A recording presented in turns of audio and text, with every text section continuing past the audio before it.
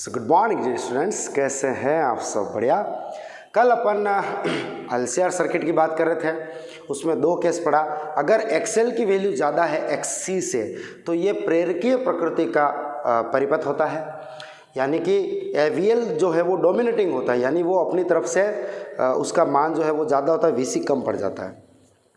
तो सर्किट भले एलसीआर है लेकिन लगता है ऐसे जैसे एलसी सर्किट हो, सॉरी एलआर सर्किट हो।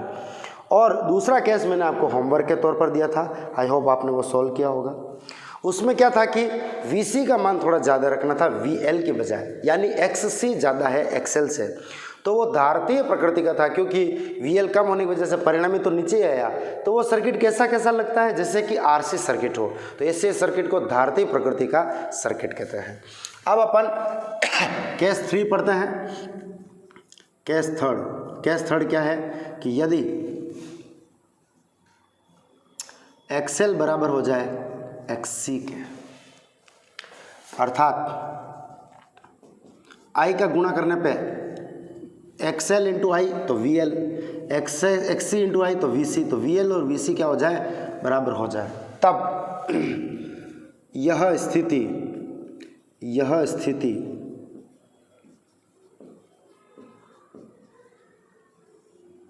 अनुनाद कहलाती है,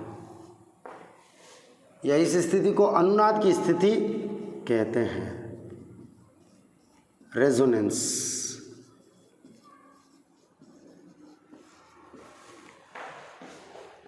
तो अनुनादी आवृत्ति कब कितनी होगी? अब अनुनादी आवृत्ति निकालेंगे अपन, ठीक है। अनुनादी आवृत्ति, तो आप चाहो तो इसको पॉइंट बना के लिख सकते हो। पॉइंट नंबर 1, अनुनादी आवृत्ति। इसमें बहुत सारी बातें करेंगे अपन, ये इंपॉर्टेंट पॉइंट्स पढ़ रहे एक तरीके से।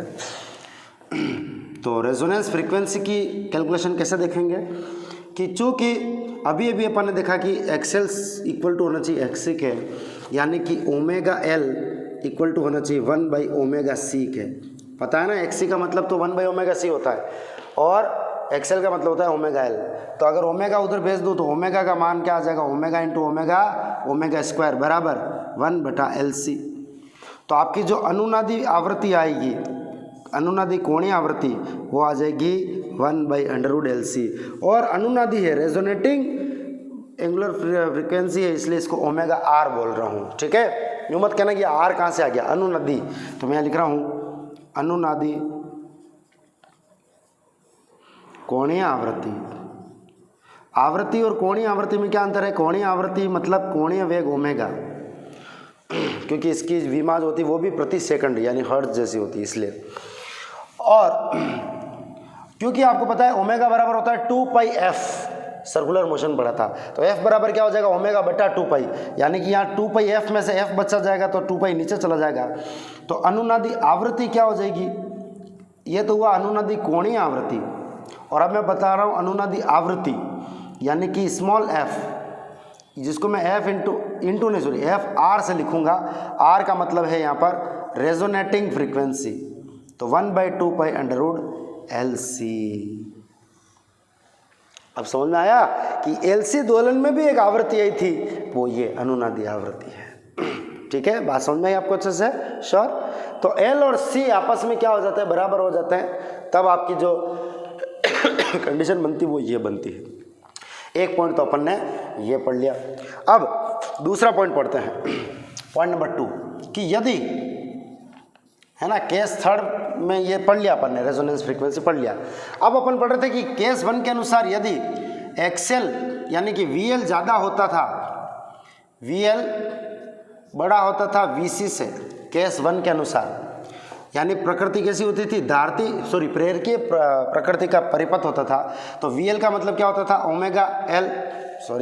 Omega into XL is more than omega 1/ओमेगा इंटू, यार मैं ओमेगा क्यों लिख रहा हूँ, आई होता ना भाई, विभवांतर क्या होता है, आई इंटू आर की जगह यहाँ पे प्रतिरोध की जगह प्रतिघात आ गया है, तो ये आता है यहाँ पे आई इंटू एक्ससी। तो आई से आई कटने पे ये हो गया कि एक्सएल बड़ा हो एक्ससी से, वीएल बड़ा हो वीसी से, यानी कि एक्सएल बड़ा हो एक्ससी से, यानी कि ओमेगा एल बड़ा हो 1/ओमेगा सी से, यानी कि ओमेगा बड़ा हो 1/√LC से, यानी कि ओमेगा ज़्यादा हो ओमेगा R से। तो यदि वास्तव में LCR परिपथ की कोणीय आवृत्ति अनुनादी आवृत्ति से अधिक हुई तो फिर XL का मान अधिक होगा, VL का मान अधिक होगा, तो परिपथ जो है वो प्रेरकीय प्रकृति का होगा, प्रेरकीय प्रकृति का होगा।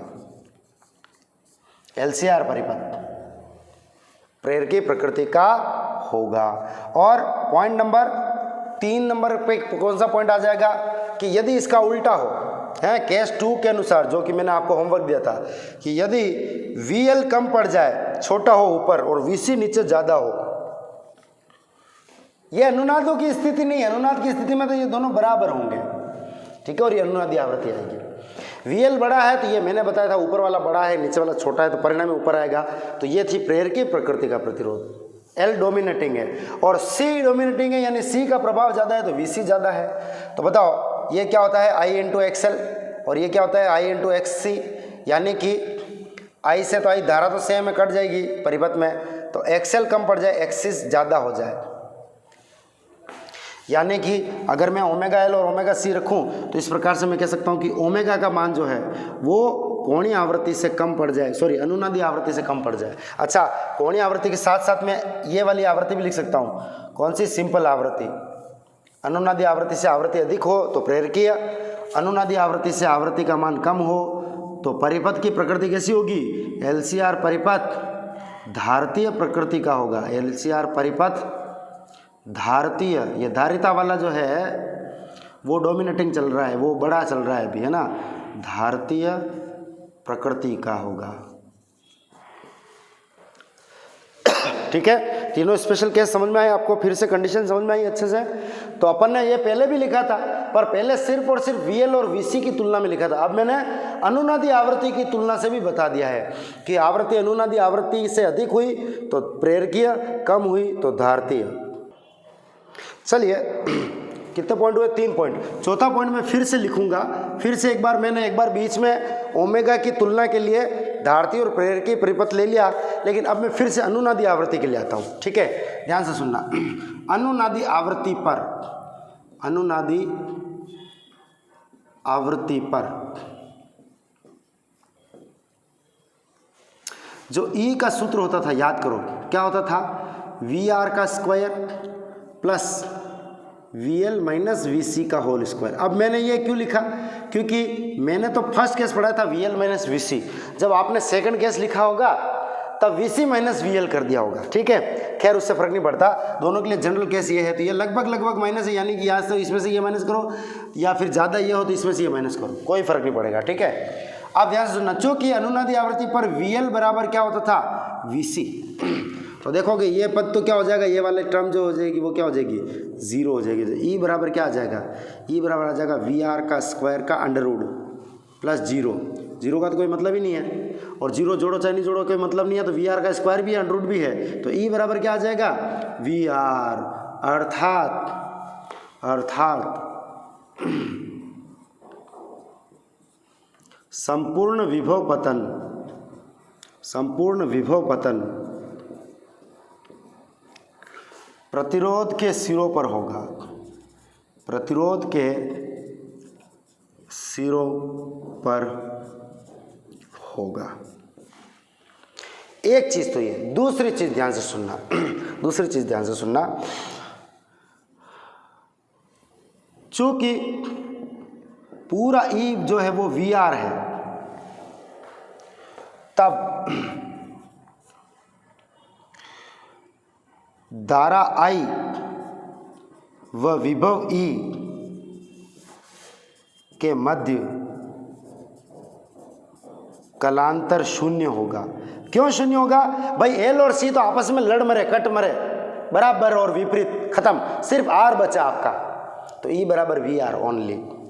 तो फिर धारा I और विभव E एक ही दिशा में आ जाएगा, कलांतर डेल्टा फाई बराबर कितना हो जाएगा? 0 हो जाएगा। डेल्टा फाई या फिर फाई लिखते हैं अपन, तो कलांतर फाई बराबर कितना हो जाएगा? 0 हो जाएगा। चाहो तो इसका ग्राफ भी बना सकते हो, चाहो तो इस चीज़ को कैसे दर्शा सकते हो, ध्यान से देखना। एक तरीका तो ये है कि आप बनाते थे इसे धारा, याद कीजिए, ऐसे बनाते थे धारा I, ओके। ऐसे बनाते थे ऊपर VL, मान लो VL है कोई भी V और जस्ट अपोजिट में VC है, वो भी V के बराबर है, VL और VC आपस में बराबर है, तो विपरीत दिशा में होने से, बराबर और विपरीत होने से तो कट जाएंगे। और इधर है आपका VR, तो इसका परिणाम ही क्या निकला, ध्यान से देखना, ये दोनों बराबर और विपरीत होने से आपस में कट गए, तो अब आपके पास सिर्फ ये बचा, एक तो धारा I है और जो आपका इधर VR है वो ही आपका E है, E बराबर VR हो गया। तब आप देख सकते हो, E और I के मध्य में कलांतर है ही नहीं, फाई 0 है, थोड़ा सा भी E ऊपर या नीचे नहीं है ना। दूसरी बात क्या है, दूसरी बात ये है कि आप फाई का चाहे सूत्र देखो, एक तो ये विधि हुई, अन्य विधि में एक और विधि क्या लिख सकता हूँ, ध्यान से सुनना, कि tan फाई का सूत्र पढ़ते थे अपन, tan फाई का याद करो, वो था VL माइनस VC अथवा VC माइनस VL बटा VR, याद करो, पढ़ा था कि नहीं पढ़ा था। तो ये हो जाएगा 0 बटा VR, तो tan फाई का मान क्या आ जाएगा, 0 बटा कुछ भी करो, 0 डिग्री आया, तो फाई का मान कितना हो गया, 0 डिग्री। तो चाहे तो इस गणित से देखो, चाहे तो चित्र से समझो, फेजर डायग्राम से, और चाहे तो इस लाइन से समझ जाओ कि ये E बराबर केवल VR है, मतलब E सीधा VR की दिशा में ही है, इसलिए फाई 0 है। तो चाहे तो ये डायग्राम से सीखो, चाहे tan फाई के सूत्र से लाओ, चाहे तो यहीं देख के पता कर लो, कुल मिला के यहाँ कलांतर नहीं होगा। तो ये था आपका पॉइंट नंबर 4, अनुनादी आवृत्ति पर ऐसा होगा, E जो है वो VR के बराबर हो जाएगा। ओके, अब पॉइंट नंबर 4 के बाद है ना, मैं अनुनादी आवृत्ति को ही डिस्कस कर रहा हूँ, केस थर्ड अनुनादी जो स्थिति है उसी को डिस्कस कर रहे हैं, जब VL और VC आपस में क्या हो जाए, बराबर हो जाए, और जो कि विपरीत तो वैसे ही होते ही हैं। हाँ, तो अगला एक और पॉइंट है, जैसे मैंने अभी E के बारे में बात की जो कि VR के तुल्य है, तो मैं प्रतिबाधा Z के बारे में भी बात करूँगा। अनुनादी स्थिति पर या अनुनादी आवृत्ति पर फिर से प्रतिबाधा Z बराबर सूत्र क्या पढ़ते थे, याद करो, R² plus XL minus XC का होल स्क्वायर का होल अंडर रूट, ऐसे पढ़ते थे। और ध्यान से सुनना, चूंकि XL और XC बराबर थे तो ये पद तो क्या हो जाएगा, 0, तो Z बाद का जो मान आएगा वो क्या आएगा, R² प्लस 0 का अंडर रूट, तो Z का जो मान आएगा वो आएगा R, यानी कि प्रतिबाधा सिर्फ प्रतिरोध के तुल्य होगी। इसका कारण क्या है, इसका कारण यह है कि आप चाहो तो इधर भी देख सकते हो कि मान लो प्रतिरोध है R, ऊपर एक प्रतिघात है XL मान लो कोई भी प्लस X है, और नीचे की ओर प्रतिघात है XC, वो भी X है। क्यों, क्योंकि ये दोनों बराबर है। क्यों, क्योंकि अनुनादी इस आवृत्ति का मतलब यही होता है जब भी ये दोनों बराबर हो। तो ये 10 ओम मान लो बराबर और विपरीत हुए तो ये तो कट गया, तो Z जो आएगा वो न अब थोड़ा सा भी ऊपर या न थोड़ा सा भी नीचे आएगा, वो एग्जैक्टली इसी के ऊपर इसी के बराबर आ जाएगा। तो Z ये हुआ है, ये मिनिमम वैल्यू है, मिनिमम मान है Z का। प्रतिबाधा का न्यूनतम मान अनुनादी आवृत्ति पर प्रतिबाधा का न्यूनतम मान होता है और वो प्रतिरोध के बराबर होता है। तो चाहो तो लिख सकते हो, अतः निष्कर्ष क्या निकला यहाँ से एक इस पॉइंट का, अतः अनुनादी आवृत्ति पर प्रतिबाधा न्यूनतम होती है जिसका मान प्रतिरोध के तुल्य होता है। यानी कि अनुनादी आवृत्ति पर प्रतिबाधा Z का मान न्यूनतम होती है जिसका मान प्रतिरोध R के तुल्य होता है, R के बराबर होता है। इसका कारण यह ना कि प्रतिरोध R इधर से कोई फर्क नहीं पड़ता, प्रतिरोध आज AC DC के लिए सेम है, लेकिन जैसे कि संधारित्र है उसका प्रतिरोध R है, मतलब प्रतिरोध यानी कि XC है, तो वो माइनस दिशा में होगा, जबकि प्रेरकत्व के लिए वो प्लस दिशा में होगा। तो दोनों प्लस माइनस दिशा से ये प्रतिरोध जो है वो कट जाएगा। तो इस प्रकार से LCR में अनुनादी स्थिति में ये लफड़ा है ना। समझ में आ गया आपको अच्छे से, RZ मिनिमम है। चलिए तो अब अपन आगे बढ़ते हैं। आगे बढ़ते हैं और आगे क्या लिखते हैं, Z का और R का और इन सब का आवृत्ति पर क्या निर्भरता है एक ग्राफ से समझ लेते हैं, एक ही ग्राफ से समझ लेते हैं। ठीक है प्यारे बच्चों, अब जो ग्राफ बना रहा हूँ प्यारे बच्चों वो बहुत इंपॉर्टेंट है। तो पॉइंट नंबर 6 तो क्या डाला है, ऐसे हेडिंग डाल देते हैं,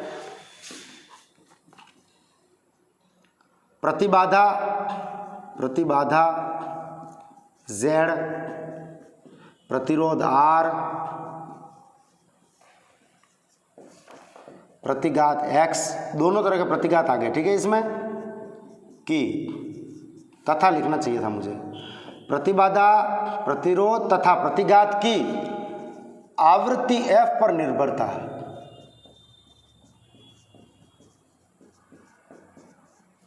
ये बहुत अच्छा ग्राफ है, ये क्या है, बहुत ही अच्छा ग्राफ है। लेकिन यार मैं पागल हूँ यार, मेरे को पहले ये नहीं बताना चाहिए था। सॉरी बच्चों, आपने ये लिख लिया क्या? एक मिनट, हाँ प्लीज़ प्लीज़ प्लीज़ प्लीज़ एक काम कीजिए, इस हेडिंग को एक बार हल्के हाथों से काट दीजिए। एक बार मैं है ना प्रतिबाधा Z व आवृत्ति F ग्राफ बनाना चाह रहा हूँ, केवल Z और F का, बाकी बाद में बनाऊंगा। प्रतिबाधा Z, ये सारे एक साथ बाद में लूँगा मैं, एक बार ये केवल अकेले ये दोनों तो बताऊँ, क्योंकि मैंने प्रतिघात XC का भी F के साथ ग्राफ बना दिया था, it is inversely proportional. XL का बता दिया था समानुपाती, याद करो, एक R सर्किट एक L सर्किट इन सब में। तो अभी मैं एक बार ये Z और आवृत्ति का एक साथ ग्राफ बनाना चाहता हूँ, ध्यान से सुनना। जब आवृत्ति 0 हो तब XL कितना होगा, तो XL होता था, याद करो, ओमेगा इंटू L, यानी कि 2πf इंटू L। तो ये तो कितना हो जाएगा, XL का मान 0, और XC कितना होता है 1/ωc, यानी कि 1/2πfc, तो XC आ जाएगा अनंत। R कितना होता है, R तो हमेशा ही R होता है। तो बताओ Z का मान का सूत्र क्या पड़ा था, R² plus XL minus XC या XC माइनस XL का होल स्क्वायर। तो ये भले 0 है लेकिन ये अनंत है, और अगर आप अनंत का स्क्वायर करोगे तो Z का मान भी कितना आएगा, अनंत आएगा। आवृत्ति 0 होगी तब Z का मान अनंत आएगा। एवं जब, ये तो हुआ एक पॉइंट। दूसरा पॉइंट, ग्राफ बनाने के लिए पहले स्टडी करना जरूरी है, क्योंकि साला ये जो सूत्र है, ऐसा समीकरण आपने पहले कभी नहीं देखा होगा ग्राफ के लिए, इसलिए क्या है कि ये बताना जरूरी है ना। तो देखना, दूसरा मैं लेता हूं, जब आवृत्ति F जो है वो अनुनादी आवृत्ति के बराबर हो, तब मैंने आपको पहले डिस्कस कर चुका हूं, Z का मान होता है R और वो न्यूनतम होता है, यानी कि घटते घटते घटते घटते R मिनिमम होगा, इसके बाद फिर से बढ़ेगा। क्योंकि किसी भी स्थिति में आवृत्ति का कुछ भी मान ले लो, ये R कभी नहीं बदल सकता, R कभी बदल ही नहीं सकता। तो जब ये बदल नहीं सकता तो ये R फिक्स रहेगा, और ये 0 जरूर हो सकता है, तो फिर Z का न्यूनतम मान R जरूर आ जाएगा।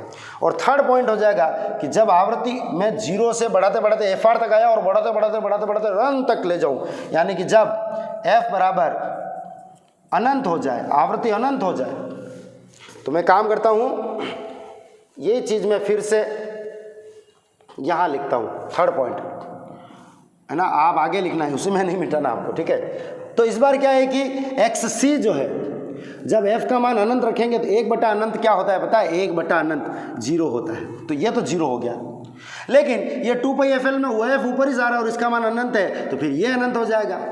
और R भले न बदले तो क्या हुआ, कुल मिला के Z का जो मान है R² plus XL minus XC का स्क्वायर।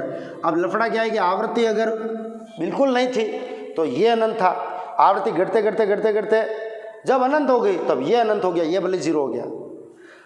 तब यहाँ जैसे अनंत रखेंगे तो अनंत में कुछ भी जोड़ो तो भी अनंत, उसका स्क्वायर करके वर्गमूल लो तो भी अनंत, तो Z का मान जो आएगा फिर से अनंत आ जाएगा।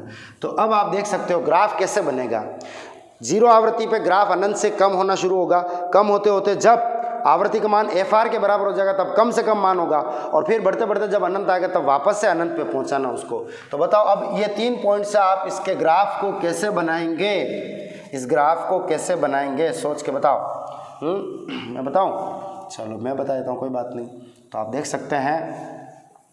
सकते हैं, ये तो है मेरी आवृत्ति का मान और ये है मेरी प्रतिबाधा Z का मान, ठीक है प्यारे बच्चों। और सुनिएगा बहुत ध्यान से, जब आवृत्ति का मान 0 है तो ये z का मान अनंत होना चाहिए। अब अनंत तो ऐसी कोई चीज़ है नहीं कि मैं जाके बिंदु लगा लूँ, तो मैं थोड़ा सा इधर बनाऊंगा लेकिन यहाँ कहीं बनाऊंगा।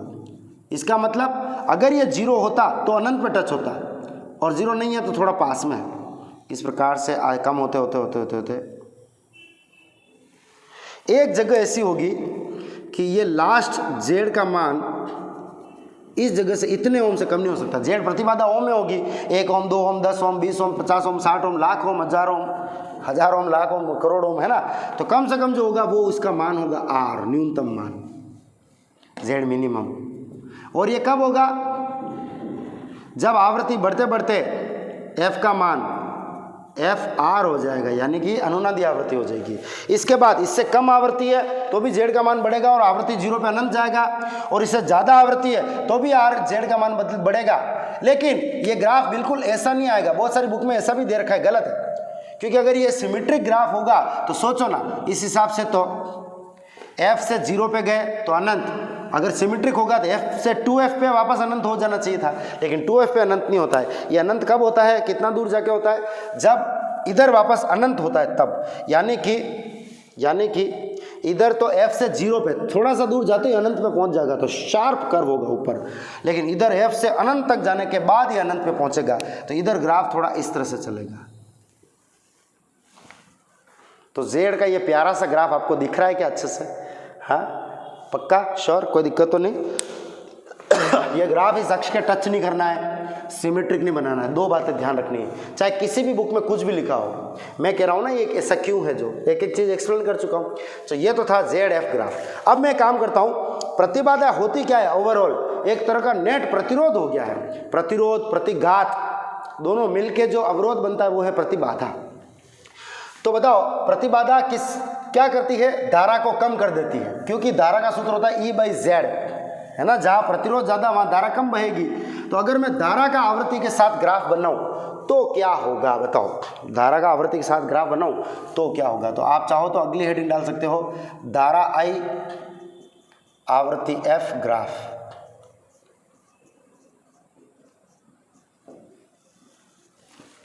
धारा I आवृत्ति F ग्राफ। ध्यान से सुनिएगा, धारा I का सूत्र क्या था प्यारे बच्चों? सबसे पहले तो ये देखोगे आप, धारा I का सूत्र होता था E/Z, यानी कि जब आवृत्ति 0 थी तब Z अनंत था। अगर A/अनंत करूंगा तब I कितना आ जाएगा? I 0 आ जाएगा। साफ साफ दिख रहा है नहीं दिख रहा है कि 0 पर Z अनंत है तो डेफिनेटली बटा में अनंत आती है, I 0 होगा। तो बहुत सारी बुक्स में ग्राफ 0 से स्टार्ट करते ही नहीं, हवा में स्टार्ट कर देते हैं, वो गलत है, 100% गलत है। ग्राफ ये मूल बिंदु से स्टार्ट होगा। दूसरी चीज, जब आवृत्ति का मान अनंत होगा, एक और डायरेक्ट मैं 3 पे आ जाता हूँ एक बार, है ना, तब Z का मान फिर से अनंत होता था। 0 पे भी अनंत, अनंत पे भी अनंत, दोनों में ऊपर ऊपर रहेगा, वो तो बीच में मिनिमम होगा। तो Z का मान फिर से अनंत है तो धारा का मान फिर से 0 आ जाएगा। बस बीच में कहीं जब आवृत्ति का मान अनुनादी आवृत्ति के तुल्य होगा तब Z जो है वो मिनिमम होगा। और अगर हर में संख्या कम से कम हो तो भिन्न का मान अधिक से अधिक होता है, ये हमने बचपन में पढ़ रखा है। तो I जो होगा तब वो आपका मैक्सिमम होगा, यानी कि 0 से बढ़ाकर मैक्सिमम करना है और फिर घटा के 0 करना है, लेकिन 0 तुरंत यहाँ नहीं करना है, अनंत पे जाके 0 करना है। तो सोचो ग्राफ यहाँ से तो 0 से तो शुरू हो गया, लेकिन ये सिमेट्रिक नहीं हो सकता, क्योंकि सिमेट्रिक होगा तो ये है आपका F = FR, जिस पे आपका I जो है वो मैक्सिमम है, I जो है वो I मैक्सिमम है। ठीक है, सुनना अच्छे से, जिसका मान कितना हो जाएगा? E/Z या E/R कह सकता हूँ, क्योंकि Z मिनिमम R होता है ना, तो Z का जब मिनिमम मान तब आप I का मैक्सिमम मान है। अब सुनो, अगर ये ग्राफ सिमेट्रिक होता तो F से 0 पे आपका खत्म हो गया ग्राफ, तो इधर F से 2F पे खत्म हो जाना चाहिए था, परंतु 2F पे खत्म नहीं होता, ये अनंत पे जाके खत्म होता है। तो ग्राफ ऐसा बनाना। तो बुक्स में आपको डेफिनेटली बहुत सारी गलती मिल सकती है ना, मैंने बहुत सारी बुक्स देखी है, उसमें कहीं कहीं गलत बना रखा है तो कुछ बनने वाली बात नहीं, ये एग्जैक्ट है, ये बिल्कुल सही है, परफेक्ट है, ठीक है ना, समझ में आया। अब मैं सोच रहा हूँ कि ग्राफ मैंने बना दिया है। हाँ, अब इसी ग्राफ के साथ एक चीज लिखेंगे कि जब F = FR होता है, यानी अनुनादी आवृत्ति होती है, अनुनाद की अवस्था में I मैक्सिमम होता है, अतः अनुनाद की अवस्था में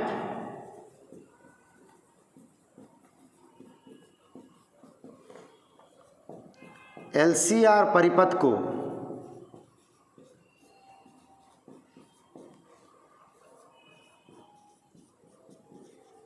सेलेक्टर सर्किट कहते हैं।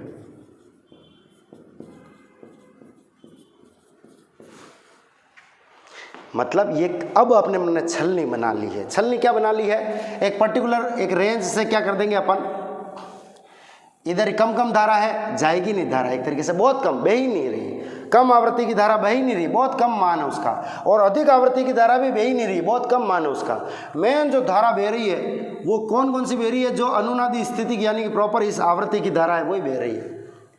तो एक तरीके से इसने छाट दिया है। क्या छाट दिया है कि अगर कम आवृत्ति की धारा आई तो भी नहीं बहने देगा, या बहुत कम बहने देगा, और ज़्यादा आवृत्ति की धारा आई तो भी नहीं बहने देगा, तो जो आवृत्ति की धारा चाहिए वही बहने देगा। तो इसने पर्टिकुलर छांटने का जो काम किया है, ये सेलेक्ट करने का काम किया है, इसलिए इसका नाम क्या है, सेलेक्टर सर्किट है। क्या है, सेलेक्टर सर्किट है।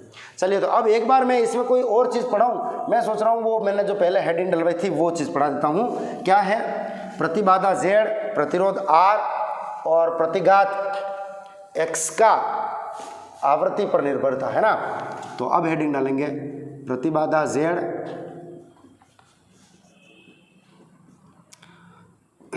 प्रतिरोध R व प्रतिघात या तथा और कुछ भी लगा सकते हो एवं प्रतिघात X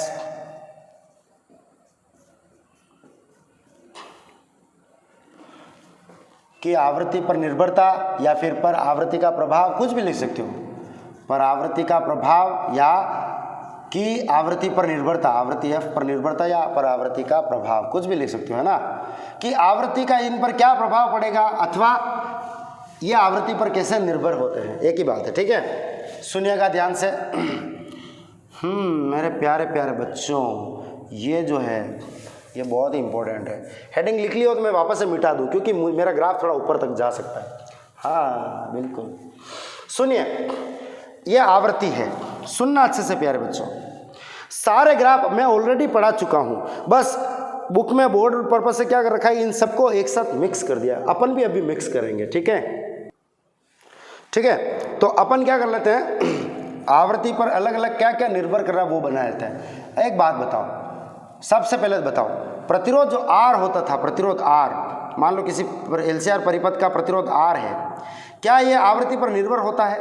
बिल्कुल नहीं होता है। प्रतिरोध R DC और AC के लिए एक समान होता है, यानी कि उस पर आवृत्ति का कोई असर ही नहीं है। तो प्रतिरोध R ये है तो न तो आवृत्ति के साथ बढ़ेगा न आवृत्ति के साथ घटेगा, कोई मतलब ही नहीं। तो प्रतिरोध R जो है वो कुछ ऐसा रहेगा, देखना ध्यान से। ये प्रतिरोध R है जो कि कांस्टेंट है। ये एक ही ग्राफ है, लेकिन मैं इसको थोड़ा डार्क करने के पर्पज से 3-4 लाइन खींच रहा हूँ। ये यूँ नहीं 3-4 लाइन नहीं, ये एक ही लाइन है, डार्क लाइन है थोड़ी। प्रतिरोध R का आवृत्ति पर कोई प्रभाव नहीं पड़ता, ये नियत रहता है। कौन? प्रतिरोध R। XC यानी सॉरी पहले XL ले लेते हैं। XL क्या होता है? सर XL की बात करें तो XL आवृत्ति जब 0 थी तब वो भी 0 था, क्योंकि XL का सूत्र होता है ओमेगा L यानी 2πfL, तो वो तो समानुपाती होता है। और ग्राफ कैसा आया था याद करो, तो XL का ग्राफ जो आया था वो इसके समानुपाती के हिसाब से ग्राफ ऐसा आया था कुछ।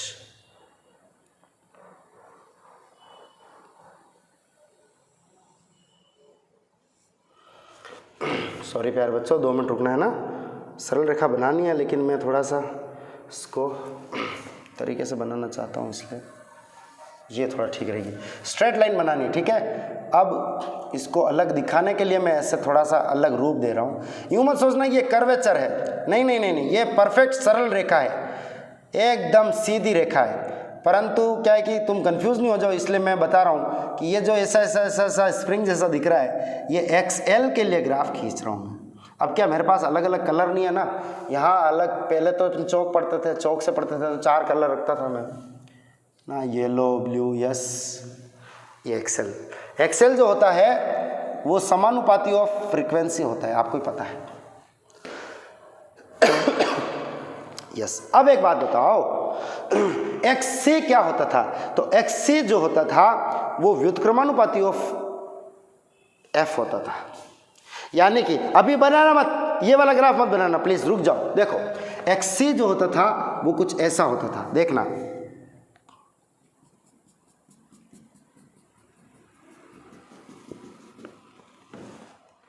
व्युत्क्रमानुपाती यानी कि आयती अतिपरवलय ऐसे आएगा कि नहीं आएगा, तो वो ऐसा ग्राफ होता था। परंतु चूंकि मुझे Z निकालना है तो उसका सूत्र होता है XL माइनस XC, तो मैं पहले से XC की बजाय माइनस XC निकाल लेता हूँ। तो ध्यान से सुनना, ये प्लस XC है तो माइनस XC इसका जस्ट उल्टा आ जाएगा। तो वो जो ग्राफ आएगा, ध्यान से सुनिएगा, ध्यान से सुनिएगा, ध्यान से सुनिएगा और ध्यान से देखा अभी आपने इस बिंदु पर ये XC का जो ग्राफ आया था और ये XL का ग्राफ आया था, इस बिंदु पे देखो जो मान XC का चल रहा है वही मान XL का चल रहा है। तो ये बिंदु जो है, ये बिंदु मैं माइनस में ले जाता हूँ। अब माइनस में कैसे जाएगा ग्राफ, देखना अच्छे से, जितना ऊपर है उतना नीचे, ग्राफ में जितना ऊपर है उतना नीचे बिंदु लगाना। और सपोज इस जगह ये वैल्यू जो है किसकी, कर्वेचर वाली की, ये मान लो XL बराबर X है, तो आप देख सकते हो XC बराबर भी X ही होगा। हो सकता है आपको ये ग्राफ थोड़ा नीचे दिख नहीं रहा होगा, लेकिन मैंने एक आयतीय अतिपरवलय बनाया है, XC is directly proportional to 1/f। लेकिन ये तो ग्राफ XC का होता है, मैंने ये माइनस XC बनाया है और यहाँ मैं लिख रहा हूँ XC प्रोपोर्शनल टू 1/f, पर मैंने जानबूझ के माइनस XC का बनाया है। माइनस XC क्यों बनाया, अब आपको थोड़ा सा समझा देता हूँ मैं। वो इसलिए बनाया कि अब मैं बनाऊंगा इन दोनों को मिक्स करके XL माइनस XC का ग्राफ। तो ध्यान से सुनना, यहाँ पर इस पॉइंट पर आप देखो अगर, तो XC का मान जो है, माइनस XC का मान, वो माइनस X के बराबर है। क्यों? क्योंकि जब यह आवृत्ति रेजोनेंस आवृत्ति होती है, यानी कि F is equal to FR होता है, तब आपका XL भी उतना ही होता है जितना XC होता है। तो जब इन दोनों को अपोजिट में माइनस करते हैं तो ये परिणामी जो आएगा XL माइनस XC वो इस पर 0 आ जाएगा। और उससे पहले आप देख सकते हो, यहाँ तो ये दोनों बराबर है, उससे पहले आप देख सकते हो जैसे कि XL है, ये छोटा सा है, XC है वो बड़ा है, XL छोटा सा, XC है वो बड़ा है, तो इधर तो सर्किट चलेगा C वाला डोमिनेटिंग और इधर चलेगा, आप देख सकते हो ये XC छोटा छोटा चल रहा है अब माइनस में, ये मान लो 10 है तो ये मान लो माइनस का 3 है, तो परिणाम में 7 आ जाएगा। तो इधर जो ग्राफ आएगा वो ऐसे आएगा और फिर बाद में इसके समांतर होगा।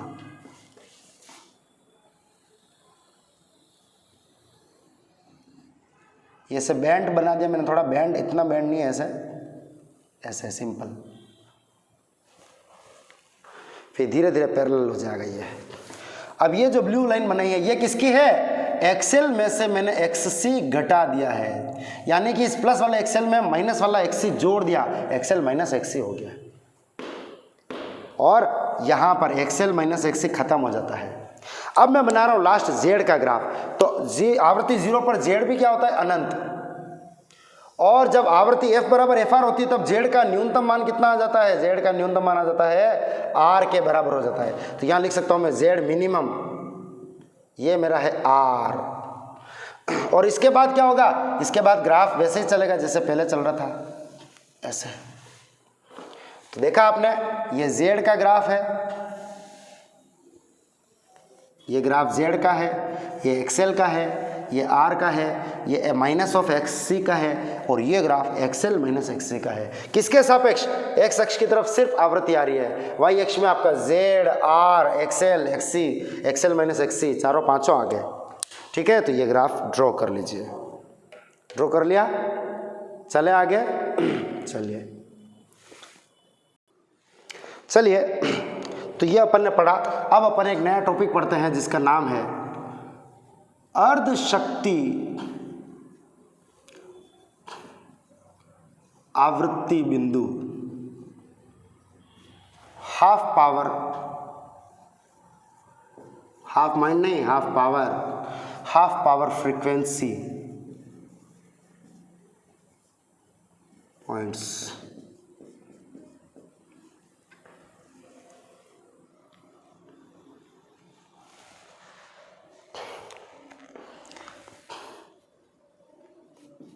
IF ग्राफ से स्पष्ट है कि F बराबर FR पर I मैक्सिमम होता है। ठीक है, परंतु इसके अलावा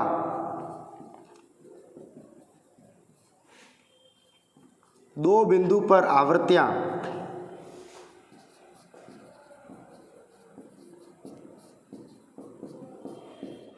F1 व F2 इस प्रकार होती है जहां धारा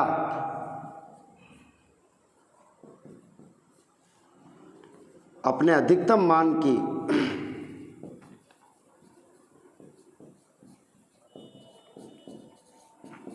70.7% होती है, और 70.7% अर्थात I बराबर 0.707 ऑफ I मैक्सिमम, और 0.707 मैक्सिमम अर्थात I बराबर I मैक्सिमम बटा √2। इन्हें अर्ध शक्ति आवृत्तियां कहते हैं।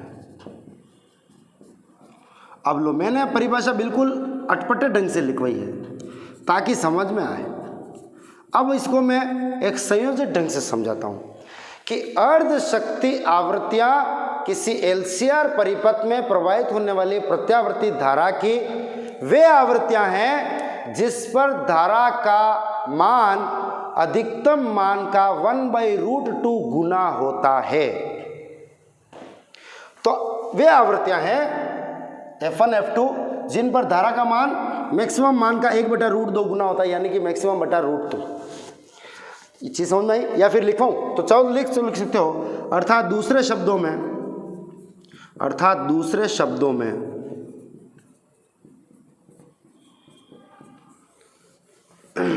प्रत्यावर्ती धारा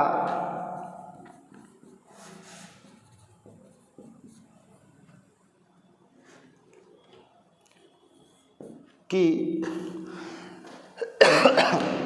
अर्ध शक्ति आवृत्तियां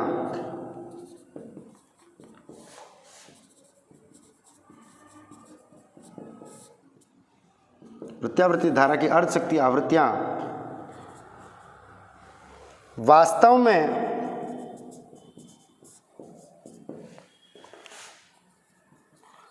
आवृत्तियों के वो मान है जब LCR परिपथ में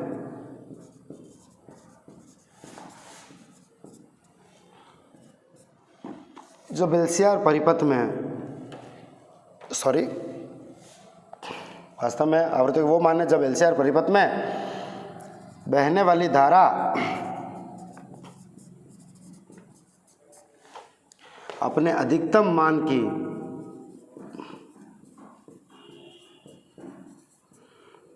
1/√2 गुना हो। ठीक है, लिख लिया? थोड़ा लिखने से शांति मिलती है ना। हाँ सर, छुड़वाओ कुछ में। तो ये क्या चीज़ है, अब इसको अपन ग्राफ से समझ लेते हैं। ध्यान से सुनिए प्यारे बच्चों कि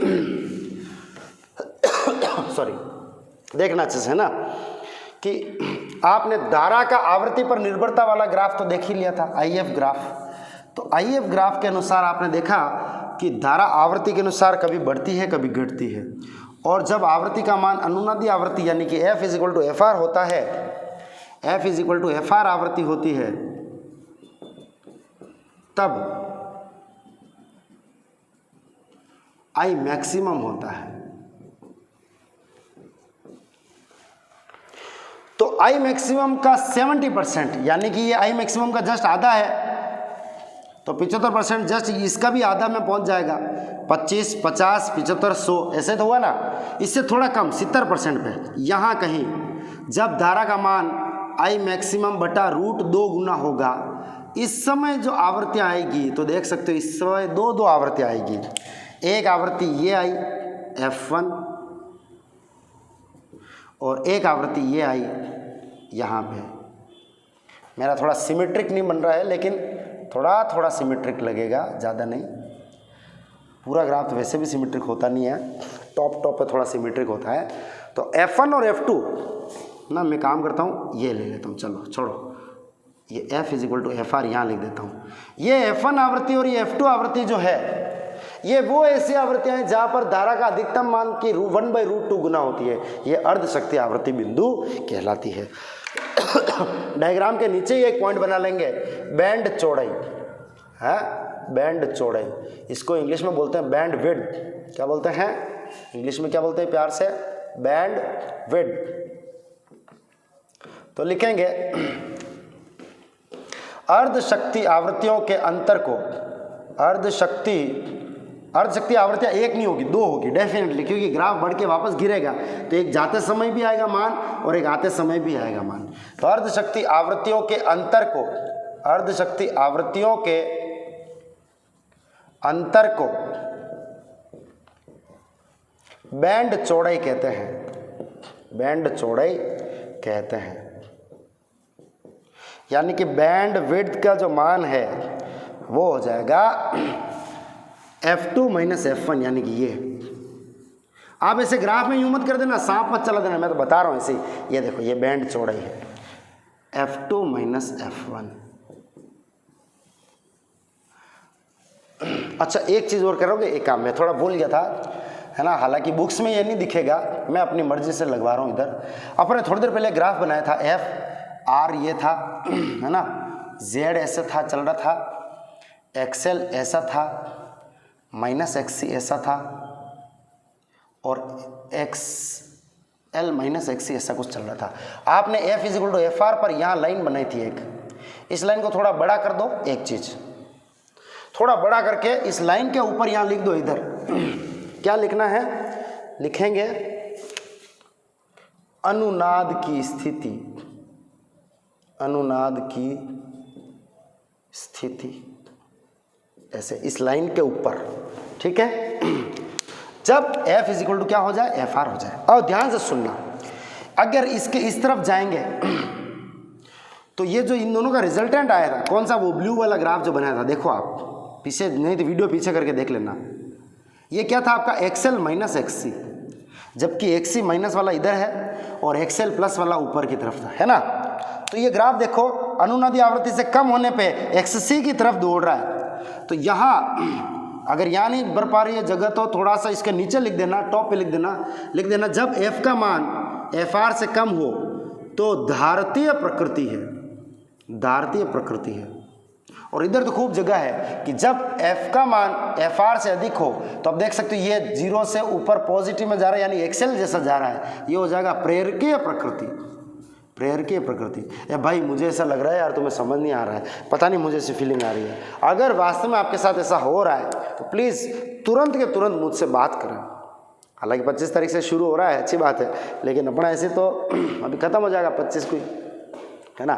तो क्या है कि प्लीज़ अगर आपको नहीं समझ में आ रहा है तो प्लीज़ मुझसे बात करो बेटा, बात नहीं करोगे तो कैसे काम चलेगा। हम चलिए, तो ये हो गया अपना बैंड चौड़ाई। बैंड चौड़ाई के बाद टॉपिक डालिए क्वालिटी फैक्टर। क्या डालिए, क्वालिटी फैक्टर। क्वालिटी फैक्टर मतलब गुणता नियतांक, क्या बोलते हैं, गुणता नियतांक नहीं यार, फैक्टर को क्या बोलते हैं, गुणता, यार भूल गया मैं, हिंदी नाम भूल गया। क्वालिटी फैक्टर को क्या बोलते हैं, गुणता गुणक। हाँ, गुणता गुणक, अगला टॉपिक है क्वालिटी फैक्टर। अब ये क्वालिटी क्या है? गुणता गुणक या विशेषता गुणांक। हाँ, गुणता या विशेषता गुणांक। यस यस, गुणांक। इसको क्यू से लिखते हैं, क्वालिटी के हिसाब से क्यू से लिखते हैं। ठीक है, सुनना, मेरी बात सुनना कि 2 मिनट के लिए देखो। सपोज अभी बनाना कुछ नहीं, देखो सिर्फ देखो, एक आपका IR ग्राफ जो है वो थोड़ा ऐसा आ रहा है, दिख रहा है? ओके। एक IR ग्राफ आ रहा है, वो थोड़ा ऐसा आ रहा है। इसी में थोड़ा नीचे बना देता हूँ, सुनना, है ना? अच्छा लगेगा आपको, एकदम मस्त, मज़ा आ जाएगा, समझ में आ जाएगा क्या चल रहा है। जो सुनना, हमने ये IR जो पढ़ा है, इसमें जो ये शीर्ष जो होता है वो कब होता है? अनुनादी आवृत्ति पर। मैंने थोड़ा टेढ़ा बना दिया, कोई बात नहीं, F बराबर FR पर होता है। अब ये जो है LCR परिपथ, आवृत्ति FR से थोड़ी सी कम हुई नहीं कि धारा देखो बह ही नहीं रही, और थोड़ी सी ज़्यादा हुई नहीं कि देखो धारा बह ही नहीं रही, बहुत कम धारा। लेकिन इसमें देखो, आवृत्ति थोड़ी सी कम हुई तो अभी भी धारा बह रही है, आवृत्ति इतनी ज़्यादा कम हुई तब जाके धारा बहुत कम पड़ी है। इसमें बैंड चौड़ाई काफ़ी ज़्यादा आ जाएगी, इसमें बैंड चौड़ाई काफ़ी कम आएगी। तो ये जो LCR परिपथ है, जो धारा सेलेक्ट करेगा वो वेरी वेरी फाइन आवृत्तियाँ निकालेगा। यानी कि मान लो ये 50 हर्ट्ज की है, तो 49, 48, 47 वाले को तो कहेगा तू बह ही मत, निकल यहाँ से। और 49, 50, 51, 52 वालों को कहेगा तू भी मत बह। तो 48, 49, 50, 51 लास्ट, ये इतनी सी आवृत्तियाँ को इस बहने देगा, क्योंकि यहाँ ये इस धारा का मान है, अच्छा खासा मान है, और यहाँ धारा बहुत कम है, 0 तो नहीं पर 0 के बराबर ही मान लो। जबकि इसमें 48 वाला है बह ले, 47 वाला है बह ले, 40 वाला भेजा, फिर कहीं 30 वाला कहेगा वाह अब तू मत बह। तो ये जो सेलेक्टर सर्किट आएगा ये थोड़ा कम क्वालिटी का आएगा, इसकी क्वालिटी कम है। क्यों? क्योंकि यह सबको अलाउ कर देता है, आ जाओ आ जाओ आ जाओ, भीड़ बढ़ देता है। तो फिर क्या मतलब? ऐसी छलनी हो जिसके बीच में जो छेद हो वो इतने बड़े हों, हैं, चाय छान रहे हो आप, उसमें कुछ कुछ कण चलते रहें, तो फिर वो छलनी बेटर थोड़ी मानी जाती है, उसकी क्वालिटी थोड़ी लो है। तो क्वालिटी अच्छी किसकी हुई? ऊपर वाले की, नीचे वाले की? ऊपर वाले की। बात समझना नहीं, चीज़ समझना है ना। ये आपको किसी बुक में नहीं मिलेगा, आपको बुक में सिर्फ गणितीय परिभाषा मिलेगी जो आपके भेजे में घुसेगी नहीं। अब सुनना, अगर मैं एक ही LCR परिपथ में 2 अलग अलग IR ग्राफ बनाऊं, 1, 2, तो आप देख सकते हो किसका क्वालिटी फैक्टर अच्छा हुआ, कौन ज़्यादा क्वालिटी वाला हुआ। तीसरा ये है, तो ऑब्वियसली सबसे बेस्ट तो ये हुआ, पतलू सा जो जा रहा है ना। इसको मैं थोड़ा सा और अच्छे से बनाऊं तो ये ऐसे है, ये फिर ये थोड़ा, और ये जो है टकलू है, ये मोडू टकलू, ये थोड़ा कम क्वालिटी का है, ये थोड़ा सा क्वालिटी का, थोड़ा और क्वालिटी का है। मेरी बात सुनिए प्यारे बच्चों, ये थोड़ा सपाट कर्व नहीं दिख रहा है, और ये थोड़ा तीखा तीखा है। ऊपर देखो, जैसे जैसे ऊपर जाएगा तीखा तीखा होगा। जो कर्व जितना IR ग्राफ में जो कर्व जितना तीक्ष्ण होगा, उसकी गुणता, उसकी विशेषता, उसकी क्वालिटी उतनी बढ़िया होगी। अब ये क्यों होगी, समझ में आया? बात समझ में नहीं तो लिखेंगे LCR परिपथ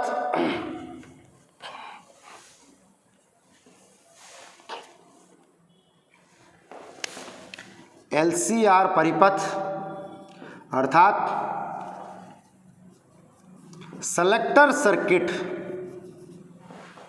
है ना। अब ये मैं लिखवा नहीं रहा हूं, ये सब बातें मैंने बोली आपके दिमाग में रह जाएगी, ठीक है, इससे लिखने से कोई फायदा नहीं है। हाँ, LCR परिपथ अर्थात सेलेक्टर सर्किट की क्वालिटी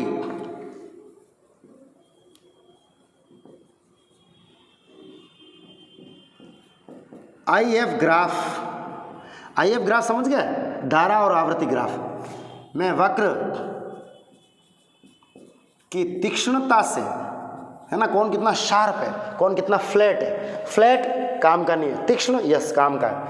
वक्र की तीक्ष्णता से, तीक्ष्णता यानी शार्पनेस,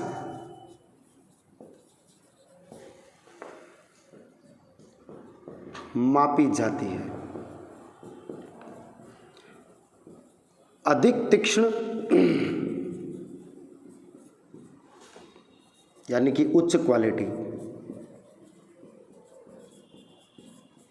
उच्च क्वालिटी मतलब उच्च विशेषता गुणांक, विशेषता गुणांक का ज्यादा मान, विशेषता गुणांक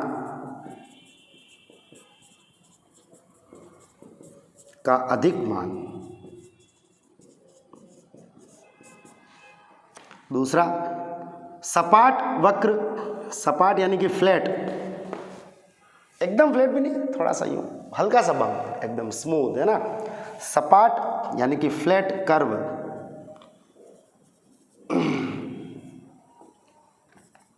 लो क्वालिटी यानी कि Q का कम मान, अधिक मान नहीं, कम मान। लेकिन सर एक बात बताओ, हमारे पास तो प्रश्नों में ऐसे आ जाएगा कि 2 हेनरी की तो कुंडली लगा दी, 6 माइक्रोफैराड का तो संधारित्र लगा दिया और 10 ओम का प्रतिरोध लगा दिया। बताओ क्वालिटी फैक्टर कितना। ग्राफ थोड़ी दिखेंगे, अपने ग्राफ दिखे तो मैं मापूं और वहाँ पे हाथ लगाऊं और मेरा चीरा पड़ जाती है, तीखा है, ऐसे थोड़ी देखेंगे। तो ये थोड़ा गणित वणित में बता दो। तो आ जाते हैं अपन इसका गणितीय मान कैसे निकालेंगे। तो लिखेंगे गणितीय रूप से, मैथमेटिकली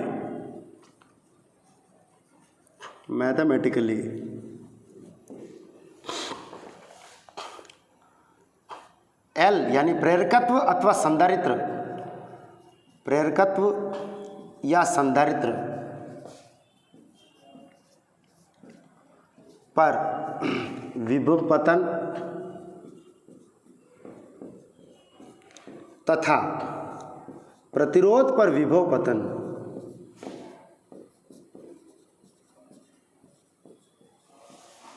के अनुपात को विशेषता गुणांक कहते हैं।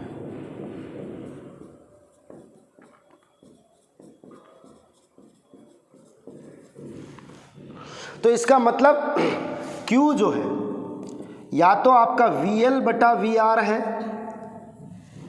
या Q जो है VC बटा VR है। लेकिन कब, एक चीज और, अनुनाद की स्थिति में, ये फैक्ट है, अनुनाद की स्थिति में। क्योंकि भैया आप तीक्ष्ण देखो चाहे फ्लैट देखो, वो देखना होगा यहाँ टॉप पर, क्योंकि यहाँ आगे जाके तो कर्व वैसे भी फ्लैट होगा, चाहे कोई सा भी वक्र हो, आगे जाके तो सब फ्लैट ही होंगे। ये तीक्ष्णता, फ्लैटनेस, ये सब अपने को यहाँ टॉप अनुनाद की स्थिति पे देखना है। तो अनुनाद की स्थिति में VL बटा VR अथवा VC बटा VR, तो सर ये अलग अलग होगा क्या? अलग अलग नहीं होगा, क्योंकि तुम जानते हो चूंकि VL बराबर VC होता है अनुनाद की स्थिति में फॉर रेजोनेंस। इसीलिए अनुनाद की स्थिति में VL बाई VR करो चाहे VC बाई VR करो, एक ही बात है। खैर VL और VR होता कितना है, तो VL होता है ओमेगा L बटा, सॉरी VL नहीं, VL बराबर होता है I इंटू XL और ये होता है I इंटू R। I से I कट गया तो ये हो जाएगा XL बटा R। अच्छा XL का मान कितना होता है, बताओ। XL का मान होता है ओमेगा L बटा R। लेकिन ओमेगा कौन सा वाला लेना है, at resonating frequency omega R लेना है।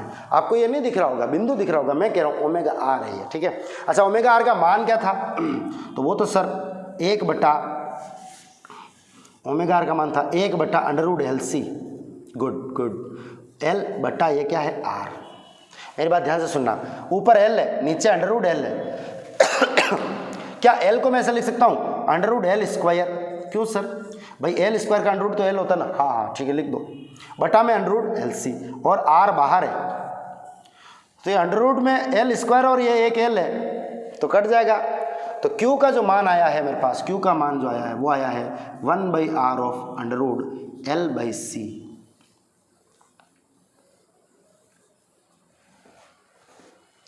ठीक है, समझ में आया। अब चाहे तुम इससे लाओ, इससे लाएंगे तो भी वही आएगा बिल्कुल। Q बराबर VC की जगह क्या लिखोगे, वही I इंटू XC बटा I इंटू R, I से I कट जाएगा, XC का मान लिखोगे 1 बाई ओमेगा C और ये हो जाएगा 1 बाई ओमेगा CR। तो ओमेगा का मान जो होता है वो होता है 1 बटा अंडर रूट LC, तो बटा के बटा में आ जाएगा तो ये ऊपर पहुंच जाएगा अंडर रूट LC बटा C इंटू R। अब आप क्या देख रहे हो, पहले L बाहर था, अंडर रूट L नीचे था, तो अंडर रूट L से L कटा तो अंडर रूट L ऊपर आ गया, और अंडर रूट C से नीचे अंडर रूट C है तो अंडर रूट L ऊपर बच जाएगा, अंडर रूट C नीचे बच जाएगा, 1 बाई R हो जाएगा। तो सेम टू सेम आ गया कि नहीं आ गया। तो अब आप क्या देख सकते हो कि किसी LCR परिपथ में क्वालिटी फैक्टर बढ़ाना हो तो क्या चीज कम करनी चाहिए।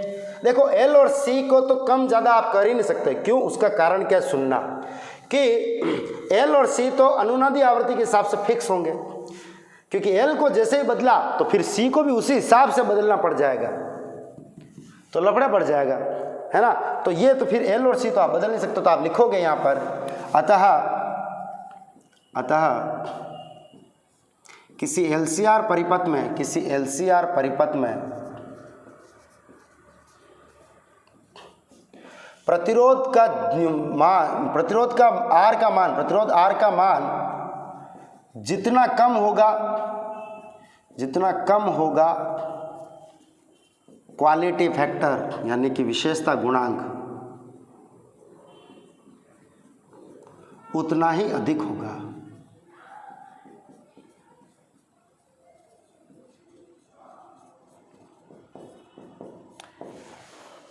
ठीक है, समझ में आया आपको। और बैंड चौड़ाई उतनी ही कम होगी।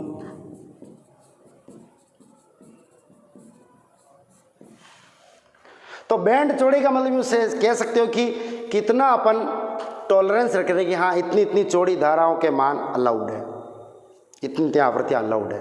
बैंड चौड़ाई एक तरीके से यूँ कह सकते हैं, लमसम मैं आपको समझाना चाह रहा हूँ।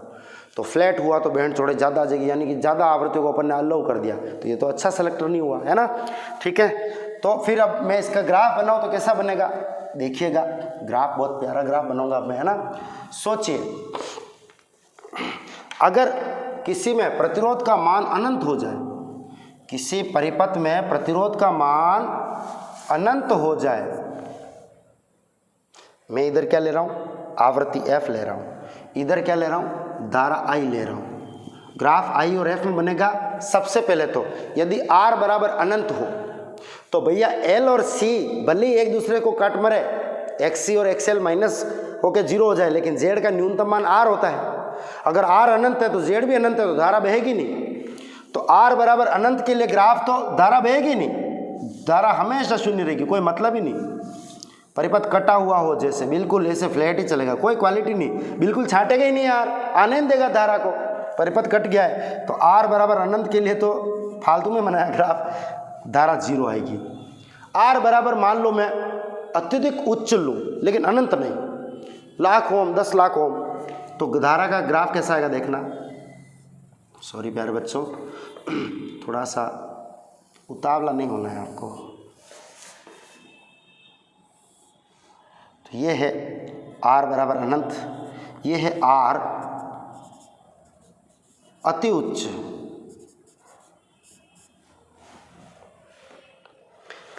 ये F इक्वल टू FR पर चल रहा है अपन। अब सुनना L और C तो आपस में कट मरे, XL XC बराबर विपरीत खत्म, Z का मान सिर्फ R है। अब ये R भी अपन ने हाई फाई ले लिया तो धारा कम बहेगी, R का मान थोड़ा सा लो किया तो धारा का मान जो है वो थोड़ा सा बढ़ जाएगा, तो धारा का जो उच्च मान है वो बढ़ जाएगा। अगर R कम लेंगे तो अगली बार जो ग्राफ आएगा वो थोड़ा ऐसा आ जाएगा। लेकिन मैं थोड़ा सा क्या गलत बना रहा हूँ, एक ही जगह टॉप बनाना, इसलिए पहले ग्राफ देख लो फिर बनाना, अलग अलग जगह नहीं बनाना, ये एक ही जगह आना चाहिए, एक ही जगह आना चाहिए उच्चिष्ट मान। ये है R का मान उच्च है, या फिर अति उच्च कुछ नहीं होता है, R का मान उच्च कर देता हूँ, अनंत कर देता हूँ, और ये कर देता हूँ R का मान मध्यम है, थोड़ा मीडियम ले लिया। और अगर R का मान मैं कम लूँ तो सर R का मान कम लोगे तो जो सर्वाधिक I0 धारा है मैक्सिमम वो भी ज़्यादा बह जाएगी। तो वो ज़्यादा कैसे बहेगी वो आप ऐसा देख सकते हैं कि R का मान निम्न है, उच्च मध्यम निम्न है, कम है। और अगर सोचो R बराबर 0 कर दूं तो एक तो प्रतिरोध है ही नहीं, ऊपर से L और C अनुनादी स्थिति में आपस में कट मरे तो प्रतिरोध शॉर्ट सर्किट हो जाएगा। तो धारा कितनी बचेगी? अनंत, क्योंकि अनुनाद की स्थिति में I बराबर होता है E बटा Z और अनुनाद की स्थिति में Z का न्यूनतम मान होता है R। और अगर R ही 0 ले लिया तो धारा अनंत बचेगी। तो धारा जब भी जाएगी मैक्सिमम तो वो एक तीक्ष्ण वक्र होगा इस प्रकार से। अब क्या है कि ये ग्राफ आपको दिखेगा भी नहीं क्योंकि ऊपर से मैंने काट दिया है, लेकिन आपको यूं लग रहा है कि ये मैंने काट दिया है। ध्यान से सुनना, साइड में बना रहा हूं, समझ जाओगे आप। एक ये था, दूसरा ये था, तीसरा ये था, चौथा ये था, है ना? ठीक है। और अभी जो मैंने लास्ट वाला बनाया वो ऐसा है, सुनना।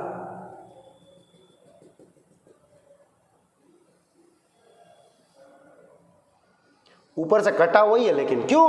क्योंकि ये जाके टच होगा अनंत पे और वो सिर्फ एक सिंगल बिंदु होगा ऐसा। पर ये बिंदु कहाँ मिलेगा? यहाँ नहीं मिलेगा, अनंत पे जाके मिलेगा, एकदम शार्प।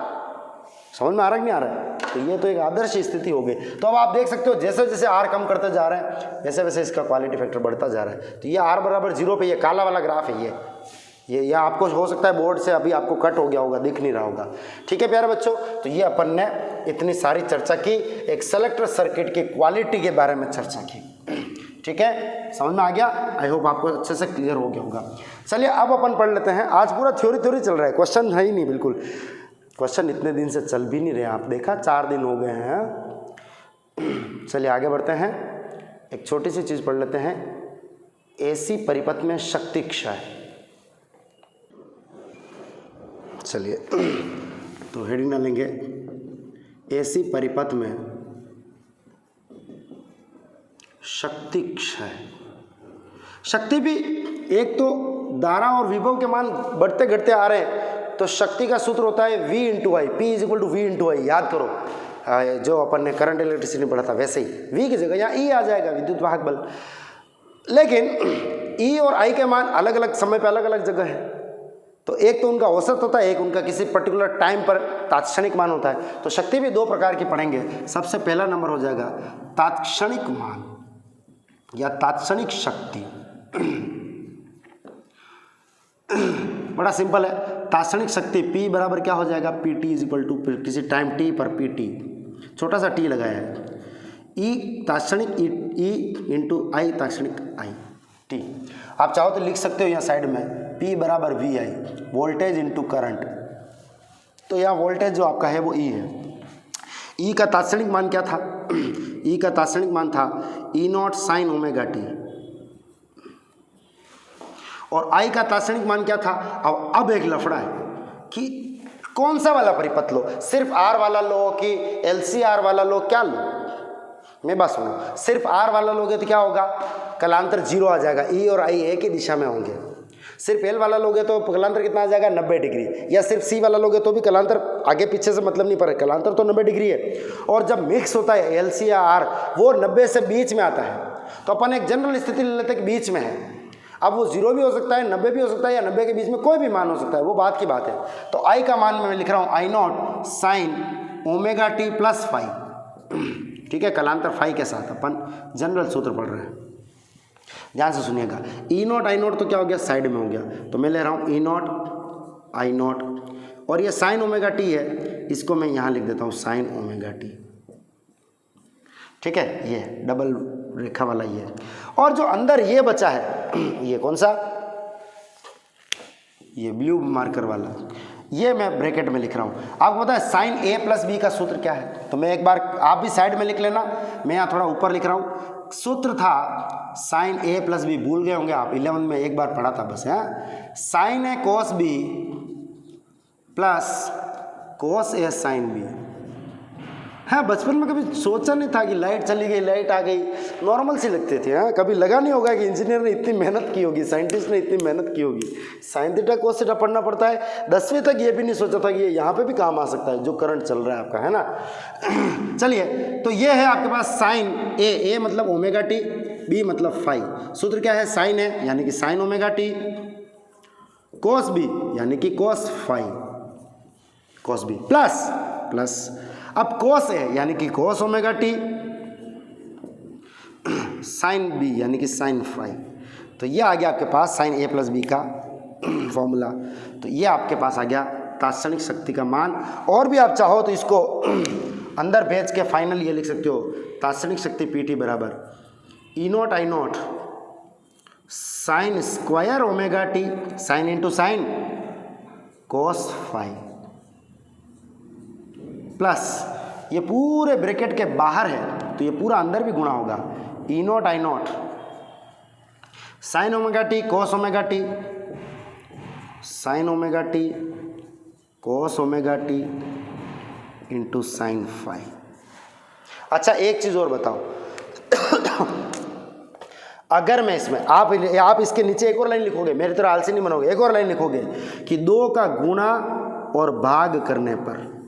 अब ऐसा क्यों किया? क्योंकि हमने एक सूत्र पढ़ा था, याद करो, एक नया सूत्र पढ़ा था जो मैं यहाँ लिख रहा हूँ, आपको यहाँ नीचे साइड में लिखना है। सूत्र था अपना, ये दोनों सूत्र चल रहे हैं ना, सूत्र कि साइन 2 थीटा बराबर होता था 2 sine theta into cos theta. तो यहाँ देख सकते हो sign omega t cos omega T, तो ओमेगा टी को थीटा मान लो, तो 2 और चाहिए था मेरे को, 2 साइन थीटा कोस थीटा, तो ये हो जाएगा साइन 2 थीटा। तो मेरे पास तात्क्षणिक शक्ति का फाइनल फॉर्मूला आ जाएगा E naught I naught sine square omega t cos phi plus E naught I naught sine 2 omega t cos phi बटा 2। और इस प्रकार से ये तात्क्षणिक शक्ति का सूत्र आया है। हे भगवान, ये सूत्र है इतना वाहियात, याद करने की जरूरत नहीं, आप तो यहाँ से निकाल लेना, बोर्ड में पूछे तो। नीट में क्या पूछेगा और बोर्ड में भी और क्या पूछेगा इसके बाद, वो पूछेगा औसत शक्ति, औसत शक्ति।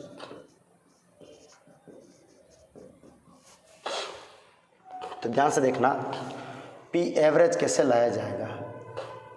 इधर मैं साइड में पहले से लिख रहा हूं, साइन थीटा का औसत मान जो होता था पूर्ण चक्र में, याद करो, वो 0 होता था, बार मतलब औसत मान, और साइन स्क्वायर थीटा का जो औसत मान होता था वो होता था 1/2। हाँ, लिमिट 0 से t है तो वो t/2 हो जाएगा। ठीक है, ये बात मैंने पहले ही आपको समझा रखी है समाकलन विधि से।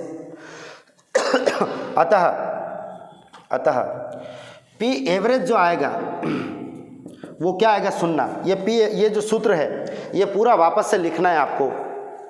अब ये मैं पूरा वापस से नहीं लिखूंगा, लेकिन तुम्हें लिखना है।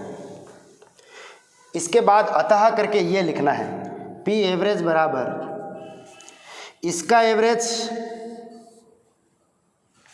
प्लस इसका एवरेज, क्योंकि ये फिक्स मान है, cos phi E naught I naught cos phi E naught I naught. ये शायद यहाँ कॉस फाई नहीं था, शायद साइन फाई था, है ना, देख लेना। खैर, उससे कोई मतलब भी नहीं है, क्योंकि अभी मैंने क्या बोला, साइन थीटा हो, सिर्फ sine omega t 2 omega t sine के एक्स कुछ भी साइन थीटा हो तो इसका औसत मान 0 आ जाता है, और साइन स्क्वायर थीटा हो तो इसका औसत मान 1/2 आता है। तो मैं यहाँ लिख रहा हूँ पी एवरेज बराबर इसका, अभी चाहो तो एक काम कर सकते हो, शुरुआत यहाँ से कर सकते हो औसत शक्ति के, सबसे पहले ये लिखोगे, फिर बाहर लगाओगे और साइड में ये लिखोगे, और फिर लिखोगे अतः पी एवरेज बराबर E naught I naught sine square omega t का मान 1/2 इंटू कॉस फाई। हालांकि ये आंसर है, परंतु देखो मैं कैसे इसको थोड़ा सा चेंज करने की कोशिश कर रहा हूँ। क्या मैं 2 को ऐसे लिख सकता हूँ, √2 इंटू √2, तो √4 हो जाएगा, √4 का मान 2 होता है। ऐसा कर क्यों रहा हूँ, अभी देखना आपको समझ में आएगा।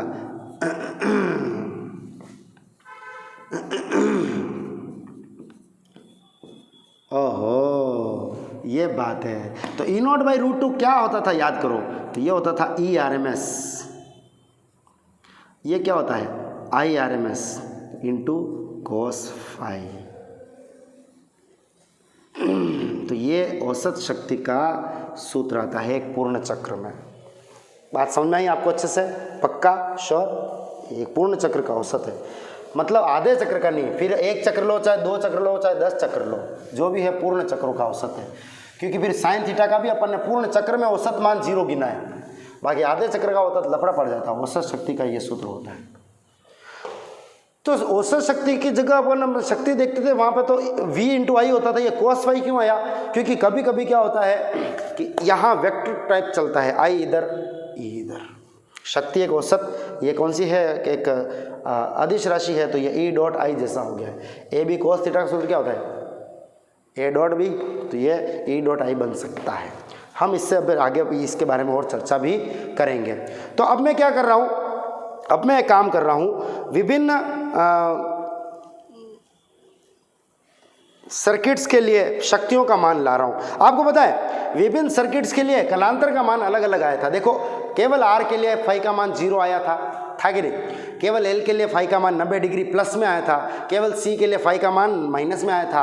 आरएल सर्किट के लिए आया था tan फाई बराबर एक्सएल बाई आर या फिर वीएल बाई वी आर, है कि नहीं? तो इस तरीके से अलग अलग सर्किट्स के लिए ये फाई का मान अलग अलग आएगा, और आरएमएस और ये ई आरएमएस और आई आरएमएस तो फिक्स होगा। तो शक्ति के निर्धारण में फाई का बहुत बड़ा रोल है। तो ये कहलाता है पावर फैक्टर। क्या कहलाता है? Power factor. तो मैं यहाँ लिख रहा हूँ, जहाँ cos फाई को पावर फैक्टर यानी कि इसको क्या कह सकते हैं? शक्ति गुणांक कहते हैं। शक्ति गुणांक कहते हैं। अच्छा, एक चीज और, एक कॉपी के टॉप पे लिख लो, शक्ति गुणांक cos फाई तथा विशेषता गुणांक Q मात्रकहीन और विमाहीन होते हैं, वह विमाहीन होते हैं। ठीक है, ये नोट कर लेना, क्योंकि आपको समझ में आई क्या है, cos थीटा साइन थीटा जो भी होता है वो तो वैसे ही मात्रकहीन होता है, लेकिन विशेषता गुणांक जो था वो VL बटा VR था, यानी कि दो विभवांतरों का जस्ट एक अनुपात सा था। तो भाई जाहिर सी बात है, दो समान राशियों का अनुपात होगा तो वोल्ट बटा वोल्ट कट जाएगा और मात्रकहीन हो जाएगा। अब अपन विभिन्न प्रकार के परिपथ के लिए शक्ति, औसत शक्ति के मान ज्ञात करते हैं। तो मैं लिख रहा हूं, शुद्ध प्रतिरोधी परिपथ के लिए, शुद्ध प्रतिरोधी परिपथ हेतु क्या आ जाएगा शक्ति का मान? तो आप जानते हैं फाई की जो वैल्यू होती थी वो 0 होती थी। कैसे पता पड़ा? अरे शुद्ध प्रतिरोध यानी कि ओनली रेजिस्टेंस आर सर्किट था, तब आपका जो जिधर आपका आई था, मेरे को ब्लू कलर यूज करना था बट ठीक है, आई जिधर था उधर इस ई था। जब प्रतिरोध की बात कर रहा हूं मैं, इधर इस वी आर था, तो फाई 0। और चाहो तो ऐसे देख सकते हो, कि tan फाई का सूत्र होता था VL बटा VR and it is equal to 0 by VR is equal to 0, क्योंकि केवल R है, L है ही नहीं। अच्छा, एक चीज और, हाँ, ये अगर 0 है तो cos फाई कितना हो जाएगा? 1 हो जाएगा। तो P एवरेज कितना आएगा? E RMS into I RMS into, अब मैं चाहता तो यहाँ लिखना चाहिए था मुझे कि cos फाई की जगह cos 0 डिग्री जो कि 1 होता है, तो P average is equal to हो गया E RMS into I RMS। अच्छा, आपको पता है ओम के नियम से मैंने वहाँ पढ़ाया था, वैसे भी आई RMS बराबर क्या होता है? E RMS बटा R। तो केवल E RMS बराबर क्या हो जाएगा? I into R। तो मैं केवल E RMS की जगह क्या लिख सकता हूँ? I RMS इंटू R, और ये बाहर वाला I RMS। तो P एवरेज मेरे पास आ जाएगा I RMS का स्क्वायर इंटू R।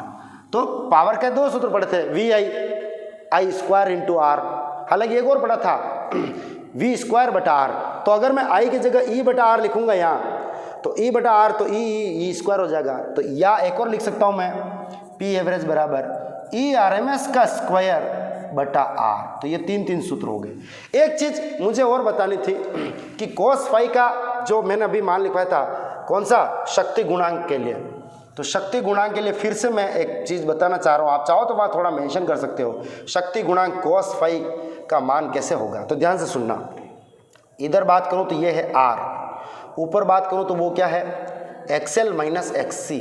सर कैसे पता पड़ा XL ज़्यादा है, मैंने ये वाला माइनस लगाया है। जो भी हो, XC ज़्यादा होगा तो नीचे आ जाएगा, कोई फर्क नहीं पड़ेगा। और जो परिणामी आता है वो क्या आता है आपका Z, और ये जो कलांतर आता है ये क्या आता है फाई। तो अपन हमेशा tan फाई का सूत्र लिख रहे थे कलांतर में, XL माइनस XC बटा R लिख रहे थे, परंतु यहाँ शक्ति गुणांक cos फाई का सूत्र क्या हो जाएगा, तो शक्ति गुणांक cos फाई का सूत्र हो जाएगा आधार बटा कर्ण के हिसाब से R बटा Z। आधार बटा कर्ण से क्या हो जाएगा, ये R बटा Z हो जाएगा। तो आपने ये जो शुद्ध प्रतिरोध लिखा उसमें फाई बराबर 0 लिखा, आप चाहते तो ऐसे भी लिख सकते थे। कैसे लिख सकते थे, कैसे लिख सकते थे कि जब केवल और केवल प्रतिरोध होगा तो Z का मान क्या हो जाएगा, Z का मान होता है, Z का मान होता है, ध्यान से सुनना, केवल सुनना, लिखना कुछ नहीं है। Z का मान होता है R square plus XL minus XC का होल स्क्वायर। भाई लंब स्क्वायर प्लस आधार स्क्वायर बराबर कर्ण स्क्वायर। जब L और C तो है ही नहीं, केवल प्रतिरोध है, तो Z का मान क्या आ जाएगा R। तब cos फाई का मान कितना आ जाएगा, R बाई Z, यानी कि R बटा Z का मान फिर से R, तो R बटा R कितना हो जाएगा 1। तो cos 0 का मान है तो 1 होता है। तो अपन ने चाहे जैसे इसको अपने हिसाब से सेटल कर सकते हैं। ठीक है प्यारे बच्चों, तो ये तो पढ़ा अपन ने सबसे पहले शुद्ध प्रतिरोधी परिपथ हेतु। अब मैं बताता हूँ सेकंड नंबर का, इसको नंबर 1 डाल देना, ठीक है। सेकंड नंबर का है शुद्ध प्रेरकत्व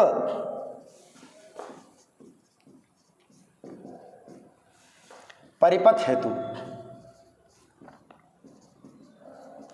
यानी केवल एल सर्किट है, एल सर्किट। तो मैं अब वापस से वैसे नहीं जाना चाहता वैसे तो, पर फिर भी ठीक है। अब आप देख सकते हो कि आप देख सकते हो कि धारा का जो है वो I इस तरह से एरो बनता है, VR है ही नहीं, सिर्फ और सिर्फ VL है। तो फाई का मान कितना आ जाता है, यहाँ पे फाई का मान आ जाता है 90 डिग्री। देखो जाओ पीछे एल सर्किट देखो, तो चूंकि फाई बराबर है 90 डिग्री, तो cos 90 डिग्री का मान कितना होता है 0। तो P एवरेज जो आएगा वो कितना आएगा, E RMS into I RMS into cos 90, तो ये तो पूरा 0 ही हो जाएगा। यानी कि वो जो कुंडली होती है वो भले धारा बहाने का विरोध करती है, लेकिन वहाँ पर शक्ति क्षय नहीं होती, ऊर्जा हानि नहीं होती है, क्योंकि वो ऊर्जा को संरक्षित कर लेती है। क्या कर लेती है, संरक्षित कर लेती है। तो वहाँ पे कोई ऊर्जा हानि नहीं होती है, एल सर्किट में कोई ऊर्जा हानि नहीं होती है। चलो तीसरा सर्किट क्या हो जाएगा, शुद्ध संधारित्र परिपथ, यानी कि सी सर्किट ले लेता हूँ। थर्ड नंबर शुद्ध धारतीय परिपथ है ना, संधारित्र परिपथ हेतु या धारतीय परिपथ हेतु क्या हो जाएगा, सी सर्किट हेतु क्या हो जाएगा। तो आप देख सकते हो धारा आई फिर से एक अक्ष में आती थी, ये सिर्फ आपको याद दिलाने के लिए फिर से बना रहा हूँ, बाकी मैं चाहूँ तो नहीं भी बनाऊँ। ये 90 डिग्री माइनस में हो जाता था, पर कुल मिला के कलांतर फाई जो है वो 90 डिग्री फिर से, तो सेम टू सेम इसके लिए भी शक्ति क्षय कितना आएगा, 0 आएगा। तो लिखेंगे अतः किसी LCR परिपथ में शक्ति क्षय केवल प्रतिरोध पर ही होता है, यानी कि भले L, C और R लगा दिए, L पर कोई शक्ति क्षय नहीं, C पर कोई शक्ति क्षय नहीं, ठीक है। क्योंकि C में भी क्या होता है, वो आवेश स्टोरेज हो जाता है और वो रिटर्न कर देता है वापस। तो C और L में कोई शक्ति क्षय नहीं होती, प्रतिरोध पर ही शक्ति क्षय होता है। प्रेरकत्व L व संधारित्र C पर no power loss, no energy loss, no power loss, है ना, कोई शक्ति क्षय नहीं होगा। बात समझ में आ रही कि नहीं आ रही है। हेलो प्यारे बच्चों, कुछ बेजम घुस रहा है कि नहीं घुस रहा है, मेरे को बताना। ओ माय गॉड, बहुत ज़्यादा टाइम हो गया आज। कोई बात नहीं, फ्लो में हो जाता है कभी कभी, एक बार ही हुआ है पूरी ज़िंदगी में। ठीक है, तो मिलते हैं कल और भी अच्छी बातों के साथ। Thank you.